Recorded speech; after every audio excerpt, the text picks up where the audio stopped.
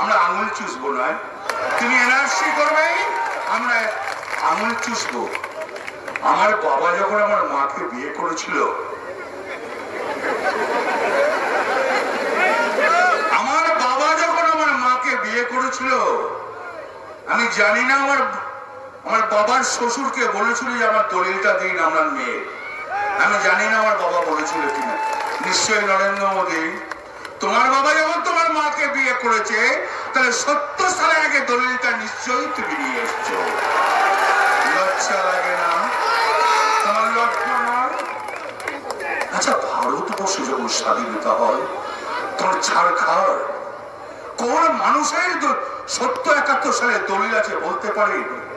হাড়ি বাগদি ডোম বাউরি আদিবাসী কারো বাড়িতে নাই, নিচুতলের মধ্যবর্তী ফ্যামিলি কারো বাড়িতে নাই।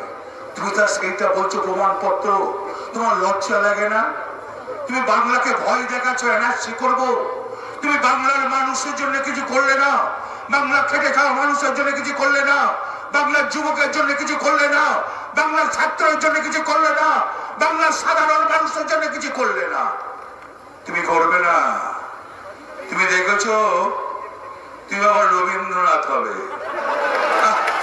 কি চমৎকার, কি সুন্দর দাড়ি করছো। শান্তিনিকেতন এক্সপ্রেস বলে একটা ট্রেন ছিল, ট্রেনে রবীন্দ্রনাথের ছবি ছিল।